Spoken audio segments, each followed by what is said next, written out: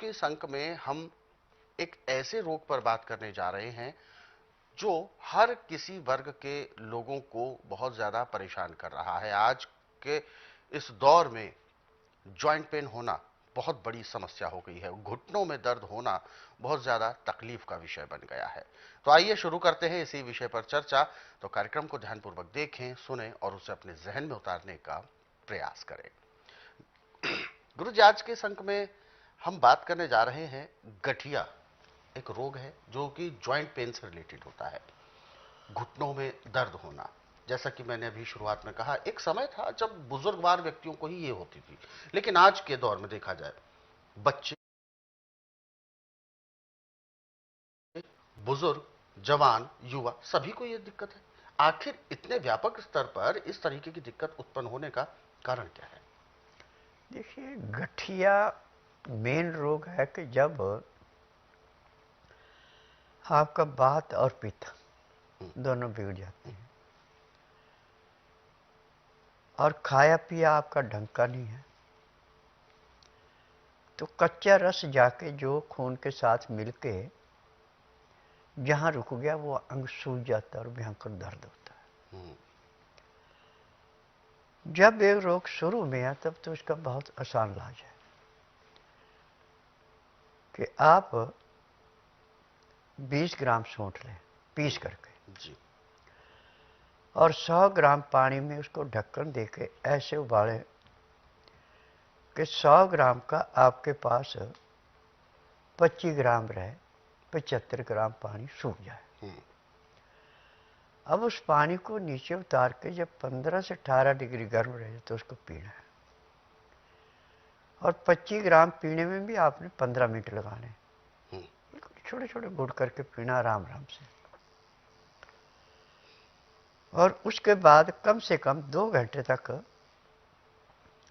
आप कमरे के अंदर या सर्दी का मौसम में धूप में बैठ के इसको पिए। उसके बाद आप कंबल या रजाई लेके सो जाए, आपको पसीना आएगा और आपके सारे अंग ऐसे खुलेंगे जैसे ताला खोल के आप मकान के अंदर हर कमरे में जा सकते हैं। इस ढंग से खून का दौरा शुरू हो जाएगा और जो कच्चा रस था वो सौंठ के उस प्रभाव से, पानी वाले से पक करके वो टट्टी साहब के द्वारा निकल जाएगा। परंतु जिनको गठिया पुराना है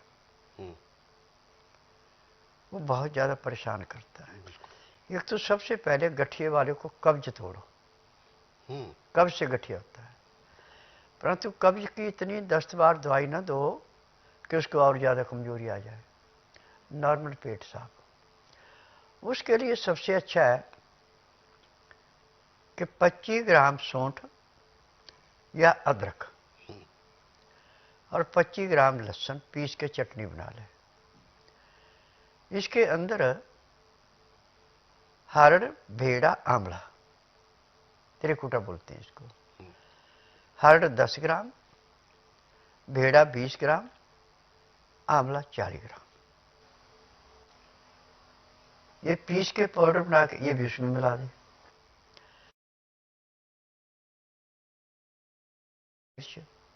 पीपल, लौंग, काला नमक, सिंधा नमक, समुद्री नमक, ठिकरी स्वादर और हींग। परंतु हींग को पहले घी में भून लेना। ये भी सारी चीजें पीस के उसमें मिला दें। अब इसमें से आपने 5-5 ग्राम हर 4 घंटे बाद गुनगुने पानी से लेना है और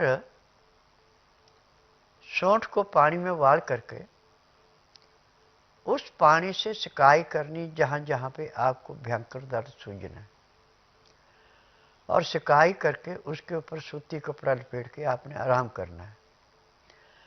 सर्दी का मौसम है तो कमरे में रजाई में या कंबल में सोएं। गर्मी का मौसम है तो पंखा कूलर एसी नहीं चले, आप कमरे के अंदर करें, बाहर खुली हवा में प्रयोग नहीं करना। अब इससे एक तो आपका पेट नॉर्मल साफ होना शुरू हो जाएगा, पेशाब खुल के आना शुरू हो जाएगा, और आपका दर्द ऐसे समाप्त होगा जैसे जलती अग्नि में पानी डाल के अग्नि शांत हो जाती है। और ऐसे तो इसके तेल भी है मालिश करने के, परंतु उनको मैं बताने लगता हूं तो मुझे कम से कम 3 घंटे का टाइम चाहिए, तो इतना टीवी पे है नहीं। आप इतनी क्रिया भी कर लेते हैं तो आप समझो कि पहले दिन 10 से 15% आराम मिल जाएगा, 15 दिन में आपको 35 से 40% आराम मिलेगा, 2-2.5 महीने में रोग समाप्त हो जाएगा। परंतु एक बात का ध्यान रखना कि छना हुआ आटा नहीं खाना, चोकर वाला आटा, दालें छिलके वाली, सब्जी छिलके वाली, रोटी में या दाल सब्जी छौंक नहीं लगना, उसमें काला नमक, हल्दी, काली मिर्च, ये तो जब आप उसको पकाने लगे तो उसी में डाल दो। फिर पीस के रख ले मसाला आप, सौंठ,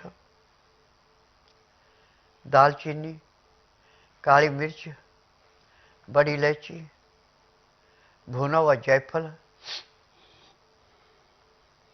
ये चीजें पीस के पाउडर बना के रख ले, परंतु शीशे के अंदर, वर्तमान में। हाँ, प्लास्टिक में नहीं रखना इसको।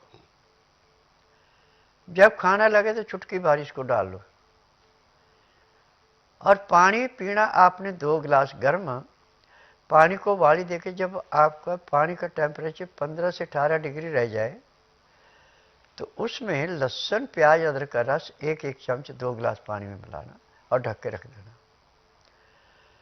और जिस आटे की आपने रोटी खानी है उस आटे को सख्त गूंद के पहले ही, जब आपकी दाल सब्जी पक रही है, खुले पानी में रख दें। जब आपकी दाल सब्जी पक जाए नीचे उतार लें। अब उस आटे को निकाल के वहां से सख्त जो था बड़ा मुलायम हो जाएगा। अब इसकी रोटी ऐसे बनेगी जैसे बाजरे की रोटी होती है,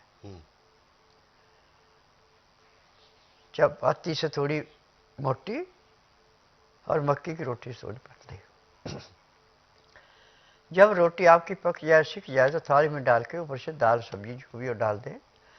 और जो प्याज का लहसुन अदरक का रस आपने निकाला कचरा बचा उसको भी उसी में डाल दें। और जो आपने मसाला बना रखा है चुटकी भर वो डाल दें।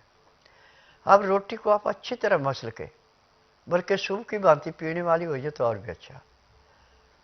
2-4 ग्राही खाना खाया, फिर 2 घुट पानी पिया, फिर 2-4 ग्राही खाना खाया, 2 घुट पानी पिया। पानी पीने में, खाना खाने में पूरा 1 घंटा लगा दें। उसके बाद दांतन कूला करके 5 मिनट के लिए वज्रासन बैठें। फिर उसके बाद उठ करके कम से कम 20 से 25 मिनट थोड़े से आप घूम लें, सैर कर लें। फिर आधे घंटे के लिए आप शवासन लेट जाएं। 5 मिनट के लिए बाईं साइड करवट लें, 3 मिनट के लिए दाईं साइड करवट लें। फिर उसके बाद शवासन लेट के बाईं साइड को करवट लेके उठे। आपको इतना आराम महसूस होगा कि आपने पता नहीं कितना का सफर करके गर्म पानी से नहा के रात महसूस की, ऐसे आपको रात महसूस होगा। ये आपका दिन का खाना पीना हो गया। रात्रि का खाना दिन अस्त होने से घंटा 1.5 घंटा पहले खा ले। तरीका वही है जो सुबह का था, परंतु इसका खाना खाने के बाद वज्रासन छोड़ के कम से कम का आपको आधे से पौना घंटा सैर करनी है। फिर उसके बाद आपको कम से कम घंटा 1.5 घंटा विश्राम करना है। उसमें चाहे धार्मिक किताबें पढ़ें, चाहे धार्मिक सीरियल देखें, चाहे परिवार में बातचीत करें, चाहे पड़ोस में बातचीत करें, चाहे रिश्तेदार में बातचीत करें। आपकी रात ठीक 9 से 10 के अंदर सो जाना। तो सुबह 4 बजे आपको पेट में ऐसे अलार्म लगे जैसे घड़ी पे लगता है।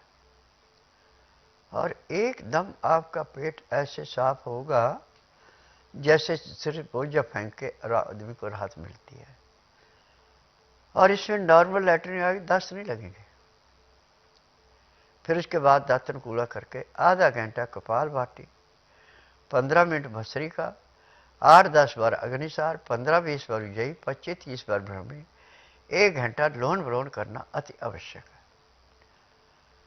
फिर इसके बाद यदि आपके पास टाइम है तो 2-2, 4-4 मिनट मंडूकासन, पवन मुक्तासन, गौमुखासन, शवासन, सर्वांगासन, हलासन, शीर्षासन, इतनी क्रिया कर ले। उसके बाद 15-20 मिनट का विश्राम करके जिस पानी का टेम्परेचर 15 से 18 डिग्री है उससे स्नान करें। स्नान करने के बाद फिर आपने जो सोंठ का पानी गर्म कर रखा है उस पानी से दोबारा आप जहां जहां दर्द है वहां के टकोर कर लें। टकोर करके उसमें सूती कपड़ा लपेट दें ताकि हवा न लगे, तो आपको काफ़ी आराम मिल जाएगा। और जो चारपाई पे एड़ियाँ रगड़ने के लिए वो भी 15 दिन में चलना फिरना शुरू कर देते हैं।